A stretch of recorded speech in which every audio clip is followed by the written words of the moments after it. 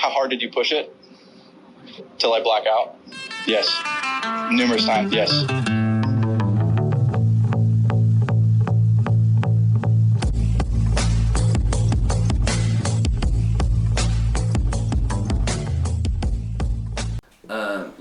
I think the mutual respect between them is a big thing. But let's talk about what we thought of. Let's start it by like driving into Keller. Ashton, why don't you that was your first impression. Yeah. Right? So that was your first impression. We had a taste, and so we were Minneapolis kind of golf. like, hey, we kind of know what's going on. Like, what was your biggest surprise pulling off the freeway and seeing that? Well, I'll be very honest. I noticed the old school signage. I thought was cool. Yeah. I didn't know if that was I was hoping the retro sign was going to be cool and not necessarily that it was from the 1960s. I think the first thing I noticed when we started to pull up was I noticed a lot of sort of the natural vegetation. Felt like you kind of noticed there was a lot of high grasses and stuff, which was twofold, both cool and also made me a little nervous for is it going to be a lot of lost balls in places you can't hit it. But then I think as second you kind of get up to the top part, I am not necessarily an amenities guy, but it's kind of unbelievable. I was very surprised by the clubhouse. It looked brand new, looked massive, and Pretty. Yeah, really, really pretty. So those were kind of the first couple things. But then I think when we got out and we kind of walked towards the clubhouse, the green, which I assumed was 18, turns out it was 12. Just in that little taste, it's you could just tell from the bunkering, the surrounds, the rough, I really dislike, I think pure is there's certain terms in golf that are overused, pure vibes, all that stuff. But it was this place looks, I can't help myself, but this place looks very, very pure. And for just Purina dog show. For a public golf course, I was very surprised. So I think those were the big things. But it was cool to be able to retro old school sign, natural vegetation, wildlife, crazy brand new clubhouse, and then just crazy conditions. I don't know why this is what the first thing that kind of hit me, but it's when the Knowing Up guys went to wherever they host the Rocket Mortgage. But that's but that doesn't matter. I'm just saying that's one of those old school inner circle very prestigious private courses, and just the way it looked, I was this feels in my mind it sort of feels like an old school private course, but it's public. And I think that'll kind of set the tone for the day, because it was public, it was very, very, very for the people. But I think what just blew me away from a conditioning standpoint was it was very clear that the superintendent and his team took a tremendous sense of pride in keeping that place to a standard that I am simply not used to seeing. Because where I've always come from is, I remember the podcast Andy Johnson did with the guy, the Fields in LaGrange, Georgia that I played, where he's hey, it's LaGrange, Georgia, people only are going to pay so much, we focus on 50 yards and in. I think that's a great mentality for most public courses, but this place was a tremendous amount of pride from green all the way past behind the tee box, and for $53, I just can't believe that's the standard they're holding it to, Well, I felt same kind of thing. We got out of the car, a shout out, Mason and I were texting about it, and he brought up a good point. It's so sick when you have the main clubhouse and then you have the pro shop separate in a matching building, but that it felt important. Yeah. It felt important. It felt like it was not a big deal. It wasn't showy, but you knew that there was some aura around it, which I know we're going to talk about in terms of everything else. But same kind of thing. We're standing there right on 12, and you're kind of this is kind of a big deal. The clubhouse was beautiful, but it wasn't gaudy. It was understated but strong. All of those kinds of things. That was where I thought they just killed it. Yeah. It was a focal point, but it wasn't this good God, that thing is massive. So I'll compare this to you've played this course, and I know you've played this course, the Reserve. Mm-hmm. Their clubhouse it's a castle. Like Yeah, it is. It's huge. You drive up to this property and it's the main staple point of the property. It is like, the centerpiece. It's a Yeah. centerpiece of this place. Yeah. Where this was, This it felt almost more, felt this felt like more authentic. Yeah. it felt more Yeah, authentic. It almost felt like they were two beautifully designed cottages, Yeah. you know, on a nice piece of property that you would, you know. A really nice Yeah. house in an AD. Yeah, Yeah. yeah, and it you know, I think that was a really cool sign kind of coming in there. And then I think one cool thing you know, I think this is one thing they're trying to kind of showcase and create their own legacy at this point. But I think having, like you stated when we were talking to Mark, is I think the bones of having the prestige that they have. Yeah. You know, one of the coolest things was inside the pro shop, they had a poster of every single course that the PGA Championship has been hosted on. Keller is the only public course. Twice. Yeah. Or the only public course that's hosted it twice. There's other public tracks. Well, and Harding. real quick, Yeah. just to read this so people maybe we get this right. So this is a sign they have outside. So Keller Golf Course is the home of the St. Paul Open, which was the PGA Tour, 1930 to 1968. The National Pub Links in 1931. The National PGA Championship, so the PGA, in 1932 and 1954. The Western Open, again PGA Tour, 1949. And the Patty Berg Golf Classic LPGA 1973 to 1980. So like, it's not like cheesy to say, like, I mean, like, it literally is an important place. Like, Yeah. When you have like the poster that's got all the PGA things, like, And you're on it next to twice. Yeah. But Twice. you're on it next to some of the biggest bad boys in the golf industry, like Balstraw and Yeah. and Beth Page and all those kinds of things. Yeah. Yeah. And Like again, and the fact that it's a municipal a golf. PGA and Tour you know event what? for 38 years. Beth Page is about to join them as being the only other public course, so they're only going to hold that. Yeah. They're only going to hold that for a short time because they're going back to but- Bethpage in the next few years. But the Harding has it. So I don't think that's actually true. Because Harding had the PGA as well. No, hosted twice. Oh. Yeah. Yeah. Oh. Bethpage hosted it, 15 years ago, something like that, Oh, 10 years yeah. ago, it's more than that maybe. And now they're about to host it in the next few years. So they're going to be the only other publicly accessible course that's hosted it multiple Well, times. like, I don't know if you guys paid attention when we were talking with Mark, but like, did you guys look at the winners above the bar? Like, you had like Ken Venturi. You had some big There's names. young Lee Trevino on the wall. Yeah, young Yeah. Trevino. Like, you had some big names that won that St. Yeah. Paul Open. Like, it wasn't the John Deere Classic. No, no, yeah. offense to John Deere Classic. I mean, Sorry, it was. Trevino. Yeah. It was kind of the same reason that Andy Johnson always talks about, the tournament, the Western Open that they used to host at Cog Hill. Mhm. I mean, the prestige and what that brought to a public course in that area Well, the that thing Andy gets people mad could play, about and is then like it just they demolished the history. well, The 'cause PGA is just taking the thing it is, away. it's supposed to be a Midwest event, and now Yeah. that I think the Western Open this year is in New York. Yeah.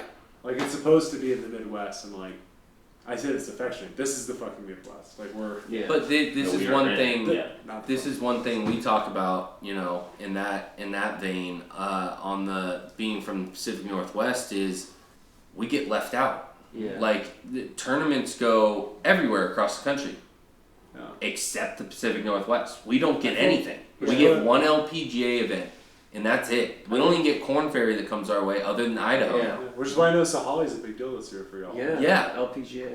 It's I think that's massive. Yeah, that's why I really liked playing Keller, is because of like in the Pacific Northwest we don't have a lot of history. No. Like there's Chambers Bay, You got I played Pumpkin. that, but that was like 10 years ago. And Pumpkin hold a bunch of Pumpkin. AMs, but it's Well, not. this it is was like 10 years the ago, 60s and 30s. Unfortunately, like, looked down upon. Yeah, and in reality, it exactly. was still a really good U.S. Open, and And I feel like if anybody goes and The plays Greens that are a course- disgrace, Damon. but it's Yeah, like they're not a even the really same great grass golf anymore. course. But still, like this place, I feel like when I was teeing off, I felt like I was playing somewhere. Like, Yeah, that's a great playing at a point. great. You had a feeling. Yeah, Like yeah. there was a You feeling said- stepping Well, on it the matters. property. So, like, for me, Yeah. the closest representation which I don't think any of you guys have played, would be Rancho Park in LA. So it's George Thomas, like literally in the heart. It's like right out of Culver City, 10 minutes from LAX, right?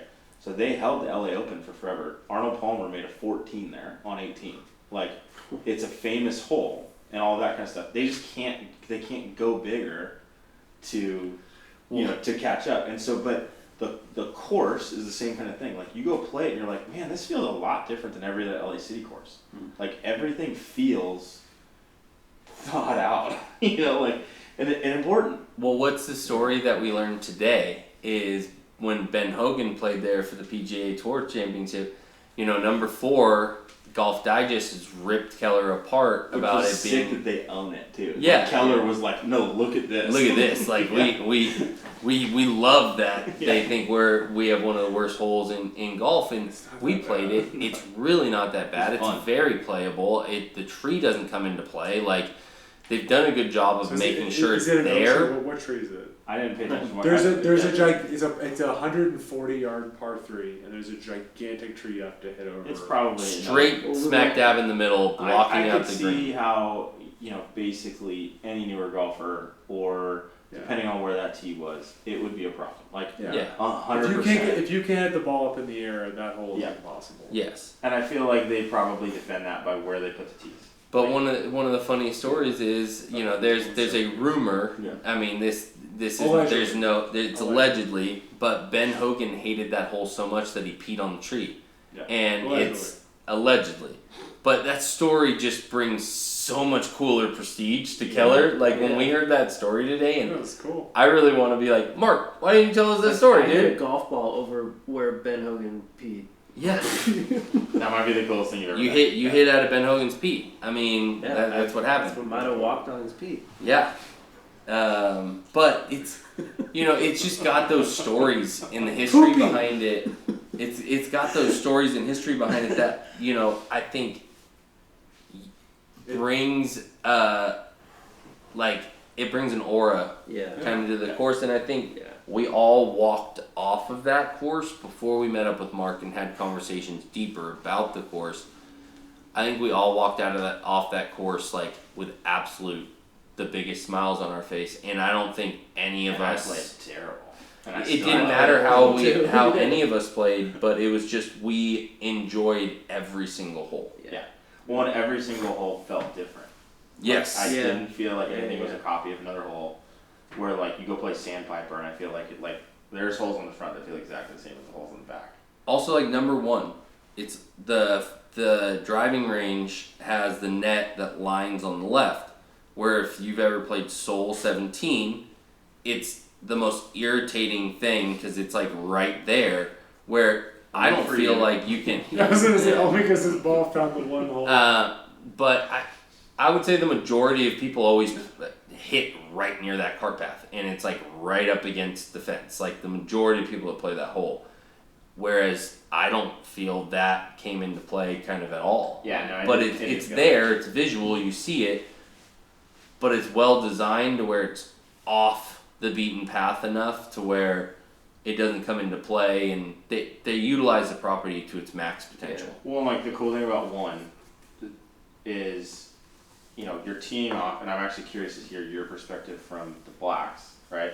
But you're teeing off down into a valley, into a low area, and then coming back up. And again, I'm sitting here driving, we're driving up the fairway, going dude, this is probably gonna be so soggy. I'm gonna take a foot of sod if I lean on this thing as soon as I try and hit a wedge. And it just went thump. And I was like, how is there not just water pooling here? This is where it should pool. Yeah. And it didn't. That blew my mind. But I didn't feel like that driving range was in play at all. No. Well, and the other cool thing is how the tee boxes. Yeah, exactly. You don't even remember it there. How the tee boxes, especially when they were split tees, were so drastically different.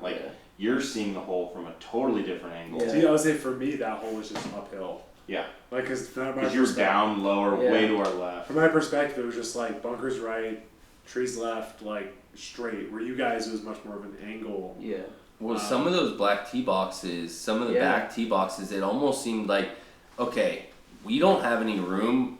There's enough space over here, but we just need to fill it up Yeah. and create like a I dirt mound think and that's what put they a did. tee box on I top. think that's what they did. Because it just seemed like you were on islands Yeah, at totally. some That was point. really like cool too. You were like, you were on your own in an the tee island. shot on 12 was my favorite one. Yeah, Like where I that was all was the way cool. back. Yeah. oh yeah, Yeah, yeah. that We're was- literally by like the loading bay where they bring in the food for the restaurant. It's just you're framed. Yeah. And that was Mark's big thing. He goes, the course frames well. Everything other than 9 is like, he basically said like he meant this as a positive, it's all out in front of you, meaning it's not, there's no like, there was no like, what is that or where does it go? Outside of 9, which all 9 was just, for you guys hit a cut, for me hit a draw once you know, that the whole course was like, you're not gonna, they're like, I didn't know that was there, or Yeah. what was going on. Or like on the back Well, you're nine not- today you're not when we hit talk over the about Stone, bumper. like Stone a lot of Ridge, guesswork. on the back nine we were like, I would say on half of the, or more than half of the back nine, we were just like, we're gonna hit it and hope. Like, I have no clue what's on the other side of that ridge. The Yeah. par 3 on the front nine where the hole, it was I think number 7, where the hole part? was, this Keller was or- at Stone Ridge, like the hole was behind this gigantic ridge that came down like this, and me and you hit good shots, and then we were like, I have no clue what's gonna happen when we get up there. Yeah. You were within a couple feet and Yeah. tapped in for bird, and then I was probably about 7 feet past, and like I thought Ashton hit a good shot, and he was way short, right? yeah. Well, I thought I had a good shot to this, like, I was thinking it was going to release, and I was short center. But I think that's where Keller I appreciate a lot, because, and that's why if I was a resident of this area, Keller would by far be my go-to place to play. You know what? It's just I could go out there and enjoy a round over and Well, over but see, the and funny over thing, again. like, I agree with that, but I think the funny thing is, I would say that for purposes, I'd even flip it, because the thing is, like, what we're trying to show people is you can go anywhere and build a great golf trip, right? Yeah. I would argue if I'm a local, now that if I played Stone Ridge 3 times, like, I got it. Like, I know where to hit it, I know where to bail, awesome. I'm gonna, like, again, we might come back to Keller for other reasons, awesome. Realistically, if you're going to come to Minneapolis from Dallas or New Mexico or something, you're going to play it once, right? Like, it's really nice to play a golf course where you walk off, like, again, I've talked about this in the past. I kind of like to know, like, when I walk off, like, like conditions-wise, when I hit a putt, if it goes in or not, it's me. Or, like, it's not a situation where it's like, I know that was there. If you come and play Keller and you walk off that golf course, you're not going to be like, your score or your match is going to Reflects that how you play. Yeah, we're like it's not Stone. how I the would say course if you're a creates. local, if I play Stone like 5-10 times, like all the things that are hidden are not hidden anymore. Yeah. Where if you're going to come here one time and play Keller one time, you're going to know exactly what's going on, and that's awesome. So as a guest, it's actually even better than being a local, because you don't have to be like, what is happening? What is happening? Yeah. There was a lot of, I liked Stone Ridge more than you guys, but there was a lot of times where we're like, wait, like what are we doing here? And it's pretty cool that Kelly, you can just roll up off the plane, and you know exactly what's ahead of you. That's actually. Well, and Braemar was the same way. I mean, Yeah. Like for me, I really would have them as 1A and 1B. Yeah. And you said 50-50, right? Like I would say 5 minutes. 50-50, Yeah. and just for different reasons. Like one was more fun, one was a better test of golf. I would just swap them interchangeably. That's just like how I do at home with Alevis and Sol. Like they're different golf courses. Alevis is easier, Sol's a little bit harder, but I love them both equally. Like it's hard to kind of pick between the two. Sol edges out because of Zadie's. Yeah. Right. Like those are the intangibles. Whereas like here, Braemar and Keller, like you're talking about two guys going head to head. If I'm gonna edge, I'm probably gonna edge a little bit to Keller again, just because of the staff and the hospitality and all those kinds of things. Like that was awesome. But the crazy thing that it blew my mind is that they like I don't know if you caught this when we talked to Mark, that they did a full like top off restoration on that thing. They pulled all the sides. Oh yeah. Yeah. And so like the crazy part is you play that and you feel like these greens have been here for 100 years. And they're 11 years old. Yeah. Like, that's nuts. Like it felt like that course had been there for a very long time. It didn't the feel undulations, renovated. Yeah. Exactly. It felt like Felt it very was just mature.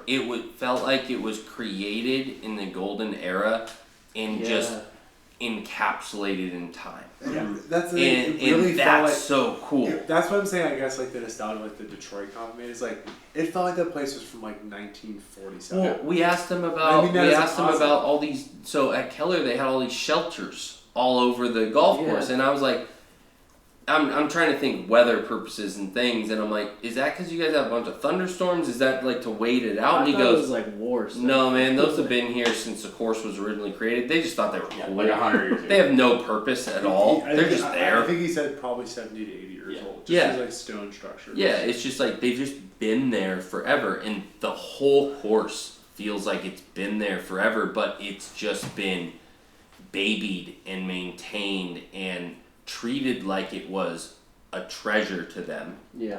And it's treated like it's important, and and it's so clear that it is to that community. And I think that's the thing is like whether you're like a golf sicko like us or someone who just wants to come hang out with your friends is like this play. Like I think what's special is like it's like with anybody, right? It's like it's like you know people in your life, like people who like take care of themselves or people who take themselves seriously. Like we tend to not gravitate towards people that just like are ambivalent or indifferent, and like I think what's really special about Keller is like it's just really clear that place it's a fine line. It's not self-important.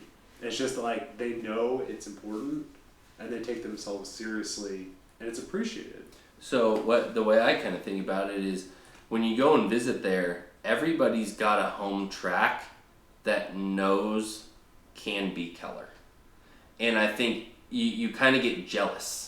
I felt jealous because like I love Metro, but Metro could be that. I think of Eastmoreland, and it, but no, Tell us like how you really feel back. I mean, if it had the general manager of Mark, if it had the agronomy team of what Keller has, if it had the clubhouse, because that clubhouse is from 1930, they've never touched it. yeah. Like if they had the things that they were given brought to Eastmoreland and Portland, that place is a Chandler Egan design. It has the prestige that we want and need there. It just has been dilapidated and just not taken care of. And when you go into the clubhouse and you talk to the people working, they're all crusty. You feel depressed when you go in there.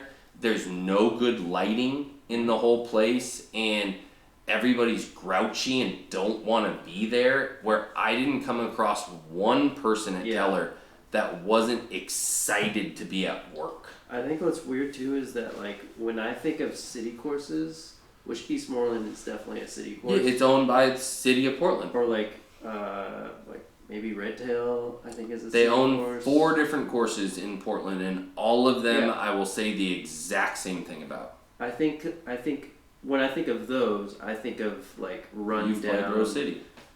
Rose City, like run down, kind of unmaintained. Like they don't Maintained really to care the about golf. minimum to where people will continue to play it Yeah. because conditions are good enough to go out and play it. Yeah. But it's never going to be someone coming from out of town. Ashton. I brought Ashton first time he played in Portland. We played Rose City. Ashton walked out that golf course and says, "I'm good if you never bring me back here." Like it was fine. I don't anybody. It was an okay golf course, not but tooth out, so he- that's not involved. there's things there. But about the golf course itself, like Ashton was like, it was okay. Yeah. And Yeah.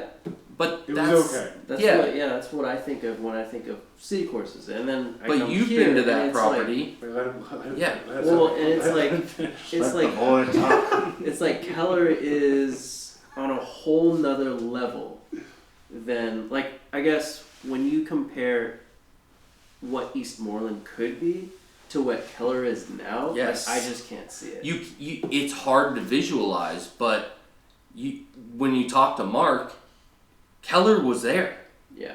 Keller was there. It needed a full facelift. It needed the money. It needed to be reinvigorated. It needed to have 200 trees taken out of the course to get it to where they need to be. I can see it because, I have played an endless amount of tracks, and I see the bones at Eastmoreland. I know the architect, and I've played other courses that he has designed and know what it's capable of. And I've even gone deep into finding videos of what it was in the 40s and 50s when it was thriving. I mean, it's in the most wealthy neighborhood in Portland. That's true. Like, literally, Laurelwood, there is no wealthier homes in the greater metropolitan Portland area. It was originally supposed to be a country club that was purchased by the city of Portland when the Depression happened, and they never would give it back. I kind of wish they would give it to somebody and give it, let somebody in to be able to rehabilitate it, because if they could take out 200 trees and open that place up and bring the greens back to what the original designs were instead of the shrunken down turtlebacks that are left to us to play now, it would be an absolute staple in the city of Portland. Perfect example of that, as we talked about it last night, is Seoul. Like, now the bummer is ultimately that was due to a major storm. But you look at those pictures, 2005 and before, and you would never want to go play it. Yeah. Like, every green is a circle, it is a saucer, and that's it. Half the holes made. That is exactly what I'm kind of referring to with Eastmoreland. Is like you showed us the before and after pictures of what Seoul originally was, and the routing and stuff, and even sense. You showing me those pictures, and I've seen them before. Yeah. I can't even picture, because we've played Seoul so many times and where it is 7 now. and 8. I can't even picture how that course was, but that's Eastmoreland for me. Yeah. Like, you can't picture it, but it's there, and it can be what Keller is. Yeah. It needs that help, but it's nearly impossible to get somebody to put $1.2 million into a property that's only, and this is where I give massive credit to Keller and to Braemar and all these public courses here, convincing the public that this isn't just for a small demographic of people. Yeah, well, my point to that is Rancho and all of LA City Golf. I mean, publicly, this obviously got super, a lot of traction over the last 6 months, but this whole free the tee thing, right? So, I played Rancho for the first time just under a year ago. I played golf for 15 years in LA. I'm born and raised in LA. You could not get a tee time, right? So you had Korean resellers buying tee times, then marking them up $30 a person and selling them on whatever the app was. I don't remember what it was, right? But you have people that don't care running these courses. You have a golf course that has incredible history. You have an architect, the original architect designed the big three, 4 incredible courses. So you have Riv, Bel Air, LACC, Palos Verdes Country Club. You have Rancho Park. This thing's got bones, but they don't want to do anything because it makes them a ton of money and they don't have to do anything at all. That's right? Exactly what we have. You put in a GM, or you put in people into place that go hey, no, this isn't right. We need to take care of the people that actually love this game so it can grow, and we're going to invest into them, instead of I'm making, half those guys are probably making money off, under the table by the guys that they're getting tee times from. And the thing and then you're screwed. The thing I think because I want to make sure we bring this back to Keller, but I think the thing that the whole point that I'm hearing is we all live in 3 different areas. Mm-hmm. But you guys are describing Eastmoreland, Rose City. I've seen it. I know where you're going with this. You do. Rancho Park, you're talking about it. It's how I feel with not Soul Park, Sharp Park. Yeah. Sorry to all the people. I actually thought you were bringing Lincoln into this.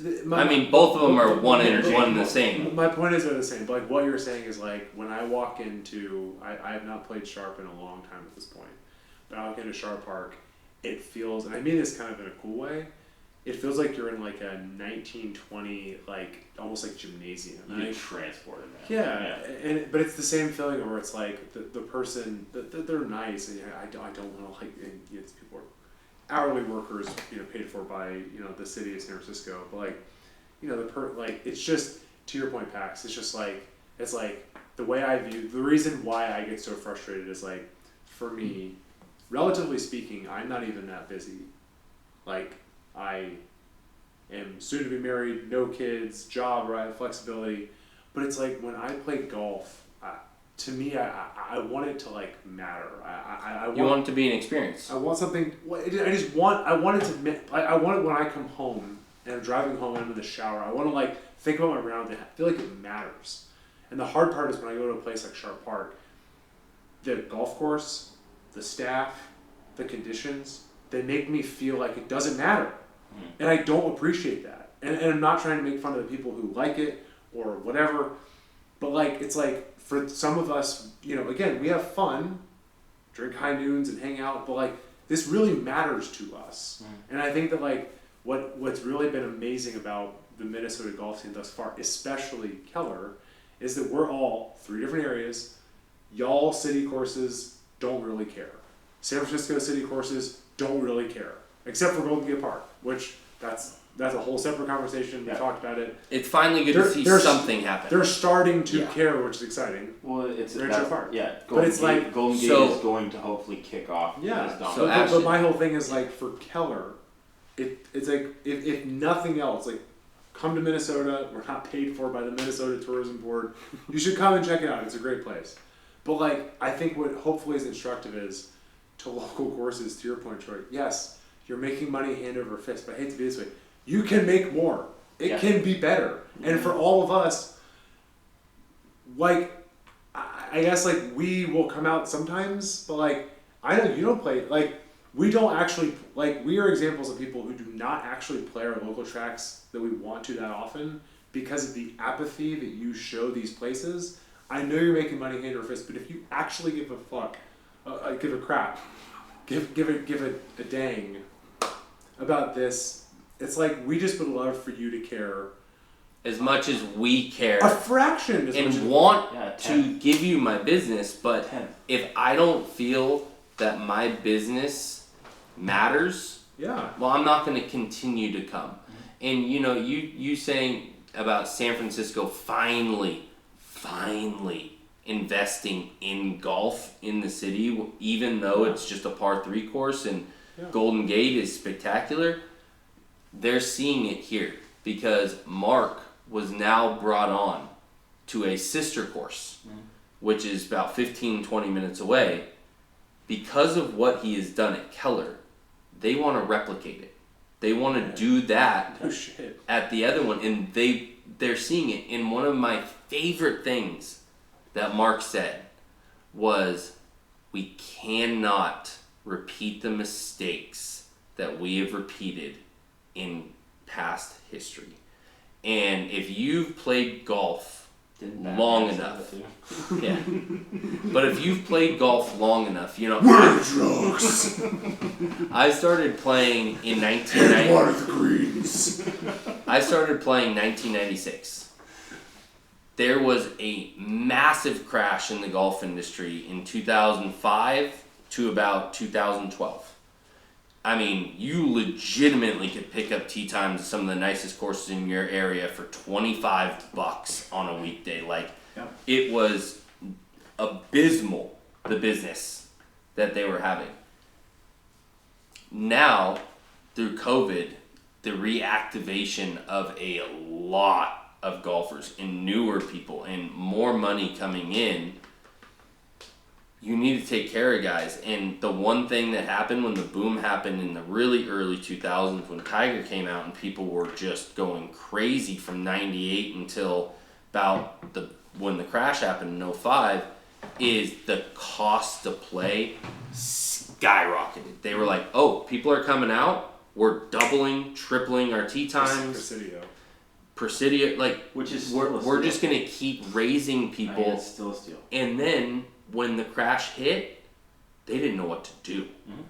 courses started closing like in a rapid rate across the country because they had no business. People weren't going to come back, and the one couple courses is to not raise the rate. Is that what you're saying? That is the one thing I got from Mark was the other thing too. It's raising the rate in a meaningful way. Like he just said, they raised the rate by $10, and but the other it's still thing too, though, is he literally made the point to say, like, we are investing in junior golf, we're investing in younger people golf. Like, you can't just invest in your men's club. Not that they are not important. Like, and he didn't. I don't want to put words in his mouth. He did. You know, by no means. They have a wait list for their men's club. Wait list for their freaking men's club. Yeah. And their women's club. Yeah. Which is another incredible thing, and you know, you guys will see this in the video. Like, we tried to kind of capture some of it, but both Braemar and Keller, I mean, I felt like every other group had 1 to 2 females in every group. Yeah. And it wasn't like they were just hanging out with their boyfriend. They were playing golf. And some of them were really freaking good. And the group ahead of us was a father...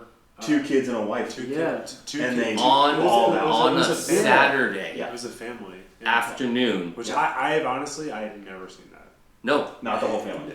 Not at a crappy little par 3 course. Not at a public course. I've seen that at like a private course. Or sometimes you'll see it at a, you're not so great par 3 or small little 9-holers. Like that's where they feel comfortable. But they felt comfortable there. At their other golf course, he goes, we also, like, for female golfers that want to get into the game, we book out certain blocks of time because that's a better golf course for those people to go and learn. Right? Like, they're going to get run over here, but they can go there. We block out time and give them that space to do that. And explain to them, hey, we want you to have a good time. Coming out at noon on a Saturday, you're not going to have a good time because you're going to get pushed by people. It's going to be rushed. Let's put you out at 4:30. Yeah. And let's let you have the course. The biggest thing, and I'm totally paraphrasing, like, this wasn't even anything we talked about with him, but I think it shows the difference between creating golfers and finding golfers, right? So you're creating your own customer, right? Yeah. But you're creating that customer to understand what is important, how the game is played, the etiquette of the game, et cetera, et cetera. COVID, everybody found golfers. All of a sudden, it was just like, hey, they just started showing up because that was the only way people could get outside. Yeah. Right? And it's just now, so we just found all this money. Yeah. But the reality of it is, and we know a lot of people who all started golfing during COVID, and it's fine. And I know a lot of people that all started golfing during COVID that have better etiquette than people that I know that have golfed their whole entire life. Yeah. But the reality of it is you find these people, you can then create them into really good golfers too. Yeah. But you also need to have that benchmark and that foundation of junior golf, good men's club, high school golf, support your colleges. I mean, Braemar, they had what? Felt like 10, championship pictures throughout their clubhouse of different high school teams that all played there. Yeah. Like, they're proud of this. Yeah. This is something they're championing. Yeah. And as a ex-high school coach, trying to get courses to actually allow my kids to play and practice was impossible. Yeah. Courses just didn't want you there. Yeah. You were a nuisance, which is like these kids. Which, to be fair, there's been a lot of people that have taken advantage of that. And there probably has, but these kids are the future of this game, and if we don't nurture them, and this is why I was a high school coach, because if we don't continue to show kids why golf is great, and we don't nurture the actual love of the game, we're all gonna lose this game. The next generation is it. Like, you need these kids to be able to love the game like we all do and that we've fallen in love with. Because if these kids feel like, not wanted, No, I mean, I know they're just going to give up on the game and never come back. Well, I know for me, it's like my dad was my intro. But like when I close my eyes right now and think about like me like becoming obsessed with golf, it was making a friend in 7th grade who like loved golf. Like, we both wanted to play golf like more seriously. There was North Fulton Golf Course, ironically kind kind of a dog track, but owned by the city of Atlanta, and this is insane. It was $275 for all you could play, and it was this little green piece of paper that was laminated, said my name on it, and like this again, same idea. It's funny, it's the universal truth. The clubhouse was like run down, yada yada, but like the staff was nice. They knew my name, and it was like You felt important. I could just go, like You were welcome. I felt like I owned the place, and I just and we I mean the classic story. I'd go there first thing in the morning. We'd play, stop and have lunch, chip and putt, go play, dawn till dusk, and like I felt welcome. And so much of it is just You making look at Prune Ridge you for look me. at Goat Hill. Yeah. Goat Hill is probably the pinnacle of that right now. You have a short course. It is bringing in people that don't golf regularly. They literally have the playground left of the range that is designed for kids to go play. It's a 3-hole loop. That's cool. Off of grass, on the greens. They have junior programs all the time. They're fostering. They're fostering and creating golfers. Well, yeah, I think that's not weird. finding them. That's weird for me coming to the Midwest. I mean, maybe it's for you guys. Like in the Pacific Northwest, I feel like every course that I play doesn't have the family-friendly feel as it did for even Stone Ridge. Even that course, I feel like very welcoming to families or like people who like the younger kids, especially at Braemar. Like we saw kids everywhere at that course, and Keller was. They have a golf academy off of the That's what parking I lot. felt like too, and it's like you don't really get that in the Pacific Northwest. You got home course, which is like for golfers. I don't really know how to describe it really. Comparing it to like the family friendly kind of atmosphere, and then there's like Chambers, which is like the serious golfer. Yeah. When you got Spanaway, which is kind of lost. But then it's like Classic, a which is city kind of track, and it's like lost. kind of not fun to play, Yeah. and that kind of goes back into Eastmoreland where it's not taken care of, and you just don't really want to play because it's like it's just a normal kind of beat up golf course.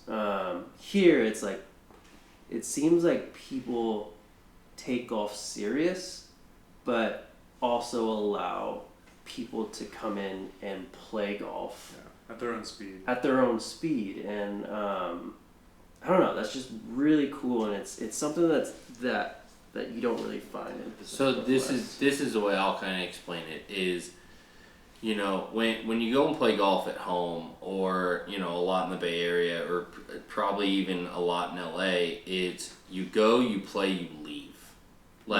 It's not your home. Where I go play any of these courses, the feeling of you being at home and wanting to be there and welcomed and people surrounding you that make you feel like you're part of a family, I think that's something you just don't really see necessarily at a lot of places. And that could also be the Midwest. It could literally be just the hospitality that people give here, and that's just part of their self-being and who they are. The West Coast, I think the one thing that I will say about West Coast people is we're always going somewhere. Yeah. You always have to be somewhere. Like, no one lives within the present or want to really get to know somebody. It's always, hey, I don't have time. And that's the vibe I've always gotten on the West Coast, is everybody has an agenda and they're wanting to get somewhere. And unless you've got something for them or something that they can get from you, moving on to the next. Yep. And that could just be particularly hospitality here. But that's just the way I felt at every single course. And I would say I felt it a little bit more at Keller and Braemar. But I think that's the big takeaway that I've had so far. And I'm hoping that continues, tomorrow at Chaskatown. Home of the Ewoks. Cut.